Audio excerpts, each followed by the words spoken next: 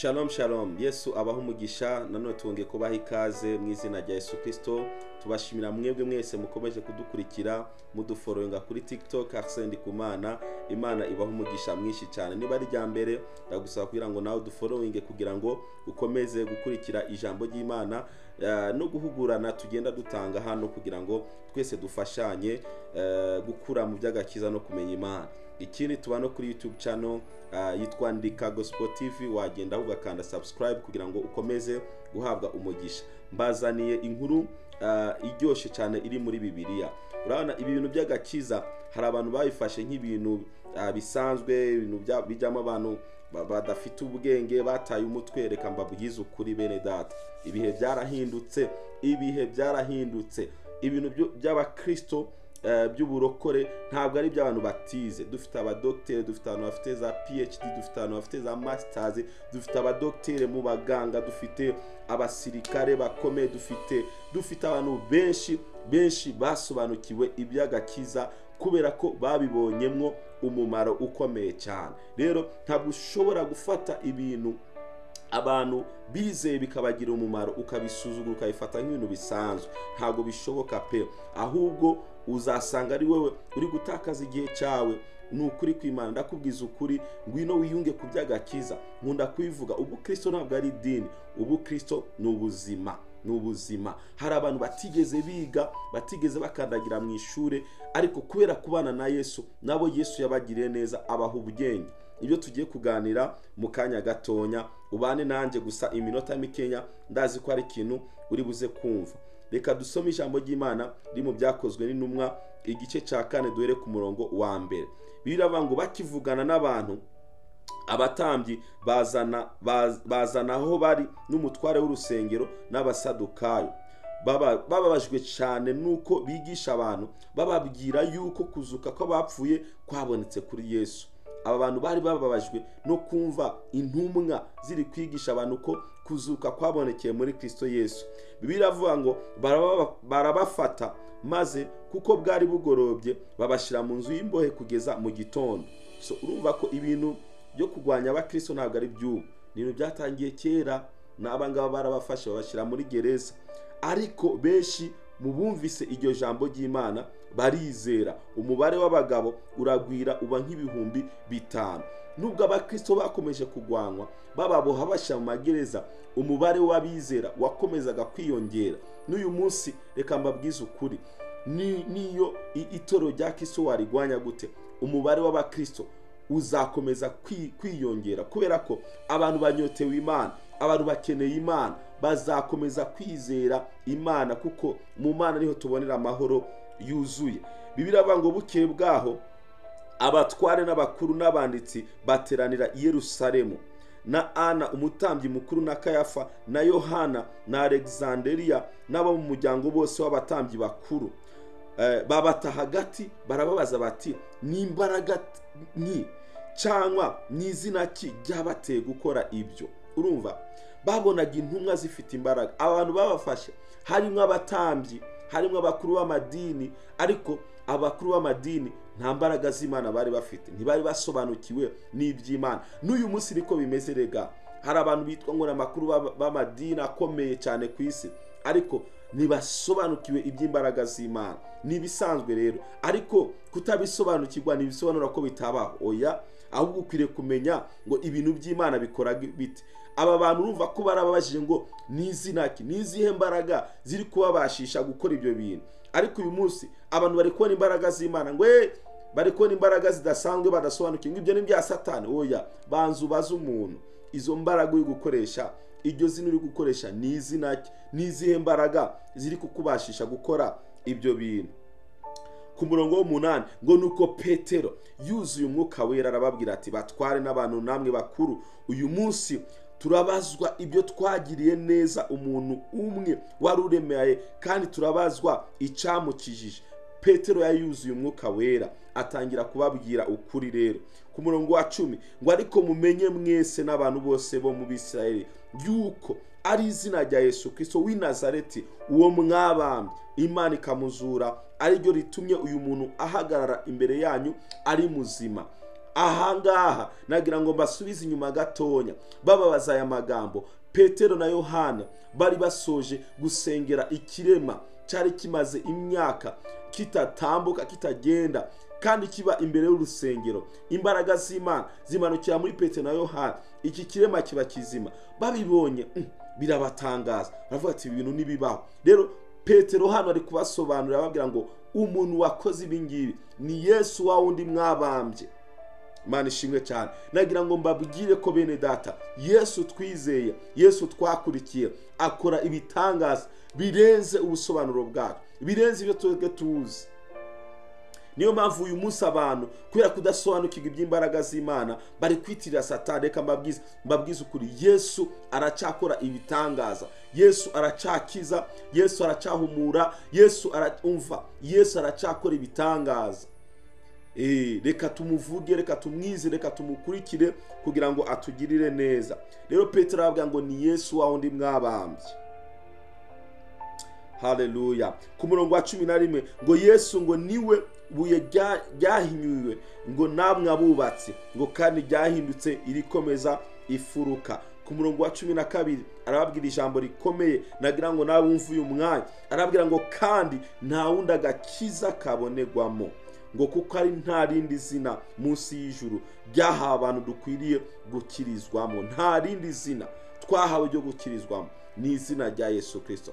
Amadini yandi nyuma ya Yesu, ayaje nyuma ya Yesu yose, nagira mbabwire ngo amadini dukwiye kuyashidikanyaho kuko Imana yamaze gushiraho urufatiro. Imana yashizeho urufatiro rwa Kristo Yesu, niwe twahawe. Idini ryose ridashingiye kuri Kristo Yesu nta buzima rishobora gutanga. Idini ritigisha Yesu, ritavuga ko Yesu ariwe dukwiriye kuboneramo agakiza, riratuyobya pe. Njewe niko mbyumva kandi niko mbyizera kuko niko ijambo ry'Imana ritubugira. Amadini yose yaje nyuma y'idini rya Christianisme, idini rishingiye kuri Kristo, iryaje nyuma ritavuga ko Yesu ari utanga ubuzima, ari utanga ubugingo. Nge ndarishidikanyaho pe, ndarishidikanyaho. Rero Petero arababwira ngo uyu Yesu niwe wenyine dukwiriye gukirizwamo. Ku murongo wa 13 sasa niho nashakaga gutinda. Mwibuke natangiye vuga ngo hari abantu batigeze biga, batigeze bakandagira mu ishuri, ariko kubera kugendana na Yesu, Yesu yabahaye ubwenge bukomeye. Umva ku murongo wa 13 Bibiliya avuga ngo babonye ubushizi bw'amanga bwa Petero na Yohana kandi bamenye ko ari abaswa batigishijwe, baratangara maze bibuka ko babanaga na Yesu.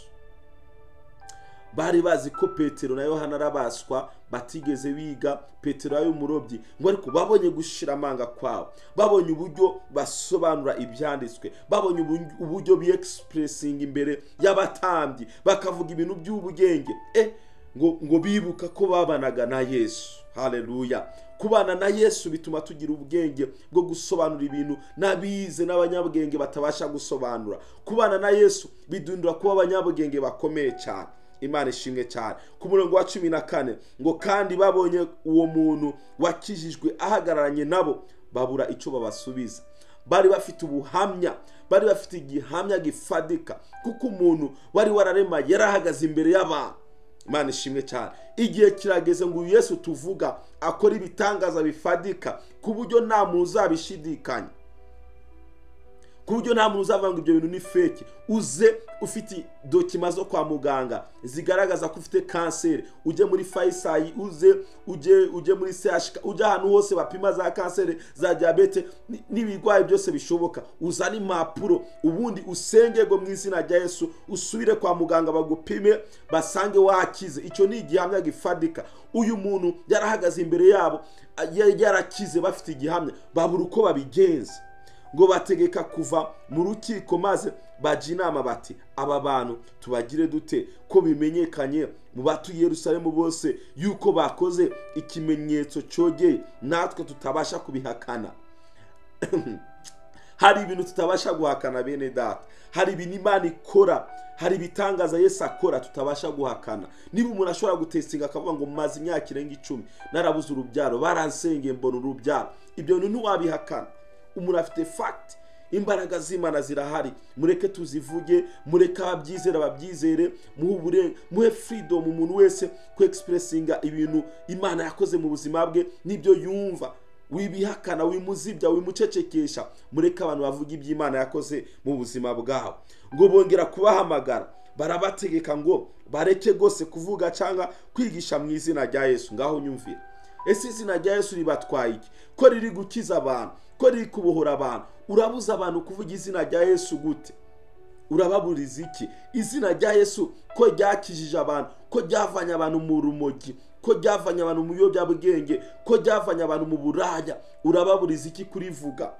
N'aba bantu niko bari bameze, murababuriza iki kuvuga izina rya Yesu? Umva, ngo Petero na Yohana barabasubiza bati, niba ari byiza imbere y'Imana kubumvira kuruta Imana, nimuhitemo. Ese twumvire mwebwe abantu cyangwa twumvire Imana? Nagira ngo mbaza abantu mudukurikiye, muraducecekesha, tureke kuvuga ibya Yesu, tubumvire mwebwe kuruta kumvira Imana yaturemye. Imana yaturemye, ahubwo wewe wari ukwiriye kugendera mu nzira z'Imana. Kumvira Imana biruta kumvira Imana ni iby'ingenzi cyane. Njyewe ntabwo nakumvira umuntu, nakumvira Imana. Ni ukuri, nawe niba uri umuntu utumvira Imana, nkumvire gute se? Umvira Imana. Ahubwo duhitemo kumvira wewe cyangwa duhitemo kumvira Imana, kuko Imana nifite ubuzima bwacu, Imana nifite ubuzima bwawe. Uyu munsi ushobora kwanga kumvira Imana, ubuzima bwawe bukajya mu kaga gakomeye cyane. Mureke twumvire Imana. Ngo kuko tutabasha kwiyumanganya, ngo tureke kuvuga ibyo twabonye kandi twumvise. Ntabwo twareka kuvuga ibyo twabonye n'ibyo twumvise. Nibishoboka tuzavuga ibyo twabonye n'ibyo twumvise. Tuzajya ahantu hose kuri social media, tujya ahantu hose, ariko ibyo twabonye kuri Yesu n'ibyo twamwumvishe ntabwo twareka kubivuga. Niyo waducecekesha gute, ntabwo twareka kuvuga ibyo twabonye n'ibyo twumvise. Ngo nabo ngo bongeye kubakangisha, barabarekura, babuze uko babahana, batinya abantu, kuko bose bahimbarizaga Imana ibyabaye. Imana ishimwe cyane. Ngo kuko uwo muntu wakoreye icyo kimenyetso cyo kumukiza yarashigaje imyaka 40 avutse. Ngaho nyumvira, babuze uko babigenza, baravuga ati rero reka tubareke. Bene data, nagira mbwira abakozi b'Imana mudukurikiye, mureke dushake imbaraga z'Imana, dusengera abantu. Yewe waba uri no kuri social media, kuri Zoom, kuri YouTube, ugasengera umuntu utamukozeho, utamusanze mu rugo, imbaraga z'Imana zikamusanga aryamye mu rugo agakira. Niyo twaba tutari kumwe live ngo duhure tubonane, twasenga Imana igakora ibitangaza. Isengesho nta mupaka rigira. Mureke dushake imbaraga z'Imana, dushake amavuta y'Imana. Haleluya.